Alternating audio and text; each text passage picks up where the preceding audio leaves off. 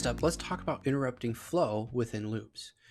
Now, we talked about using the if and else statements to control the flow of the execution of code that way.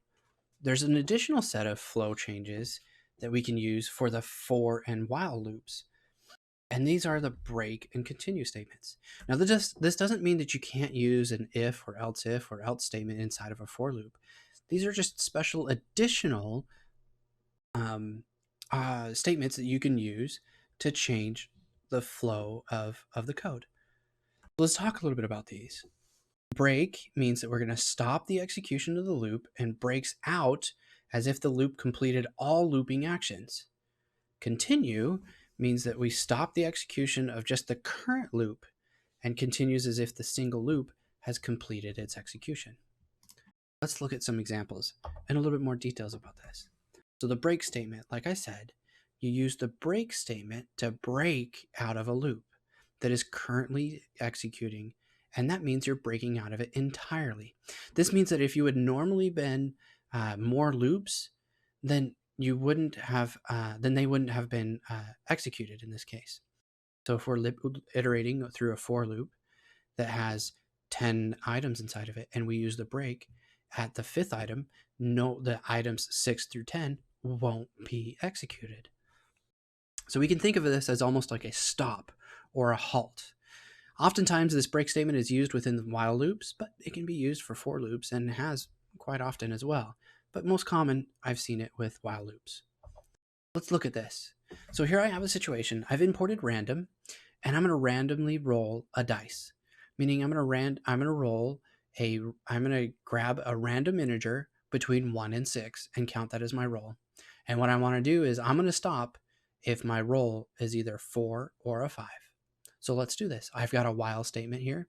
It's completely true. That means it's never going to stop unless I use the break. So I'm going to print out my roll.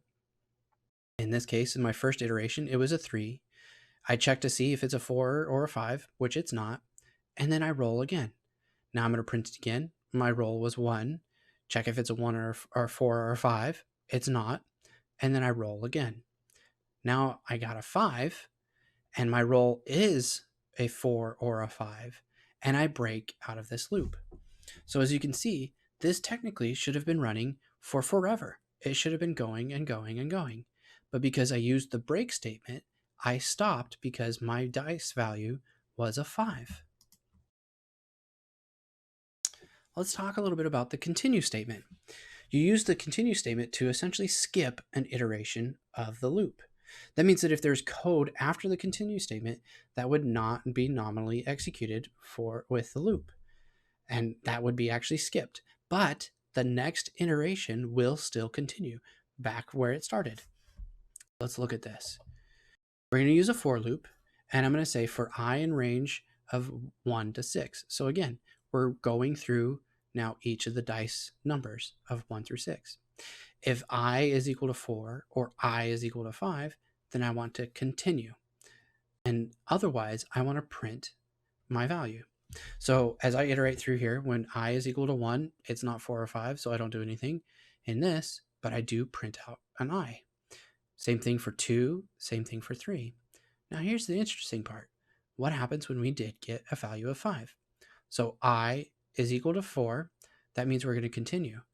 Now our print statement did not get executed because we stopped that iteration and we moved on to the next iteration. Same thing for 5. But then when we came back and around and I was equal to 6, we didn't go through this. This conditional was not evaluated as true. And now our print statement printed out 6. An additional thing that we can use is the else statement. Now the else statement can be used in loops as a way to see if we've successfully or if we've completed the loop successfully without breaking out of the loop. Let's talk about this and let's look at this. So I'm going to switch over to my Visual Studio Code, and I'm going to give you an example. Let's say I've got some fruits, apples, cherries, blueberries,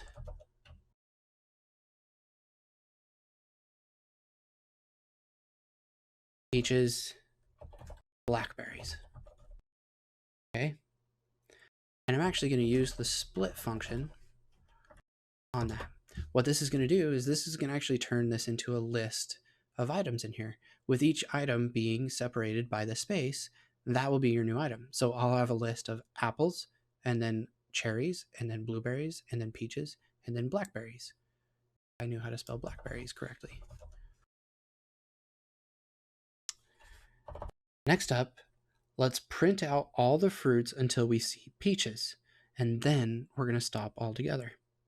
So for fruit and fruits,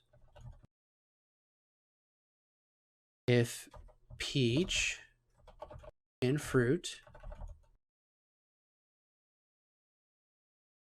then we're going to break.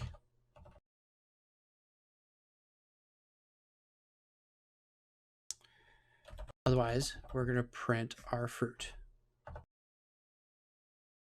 And finally, let's put in this else statement here. And we're going to say that peaches wasn't found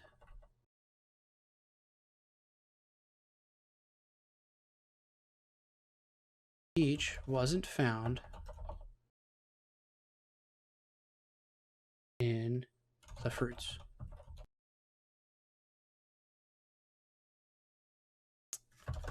Let's execute this script and see what happens.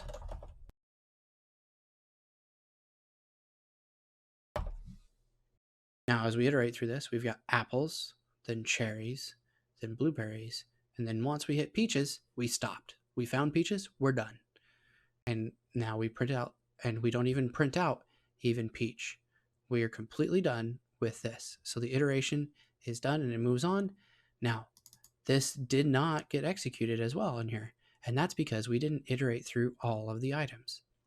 Let's make some changes to this string and see what happens. So I'm going to remove peaches from this and rerun this. Now we iterated and we saw apples, cherries, blueberries, and blackberries. And then we see that peach wasn't found in fruits.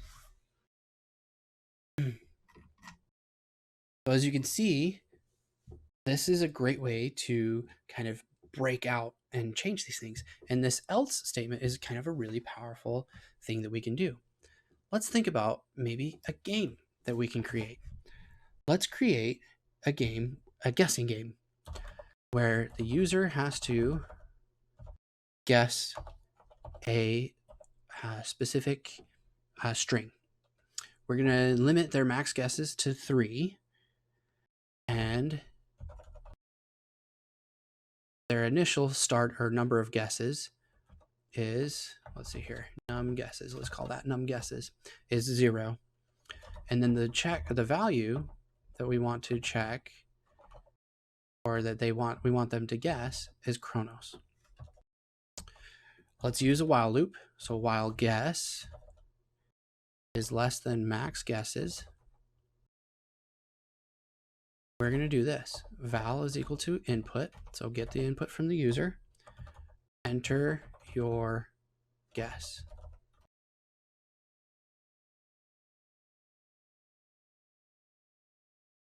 Then if that val is equal to our val check,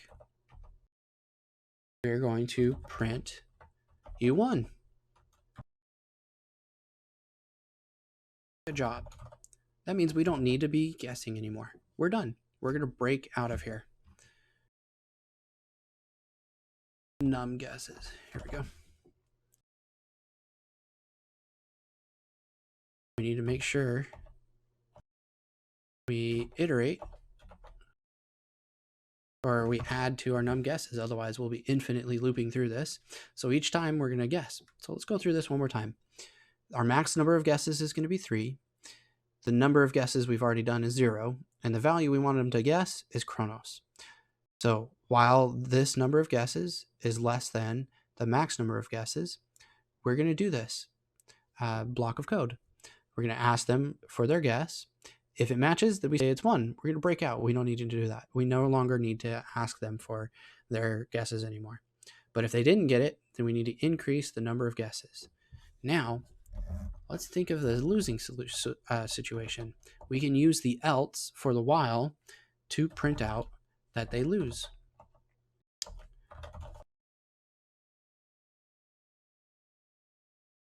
Let's give them a little frowny face. Finally, we're going to print and say game over. Let's run this and see what happens.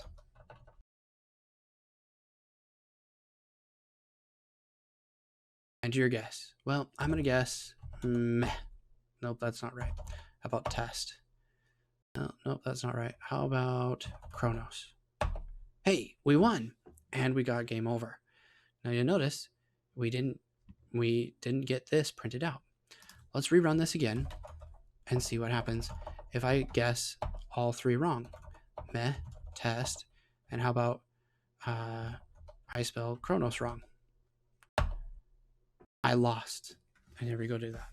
So the else statement is a really powerful thing that you can use to as a situation where if it's been iterated through every time and the loop has completed all the way through, then you're able to print that type of situation.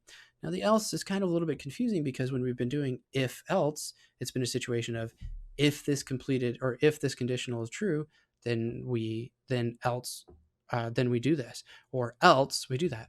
But in this case, we're completely iterating through this while loop, and we've reached a situation where this has finished, and then we go into our else statement.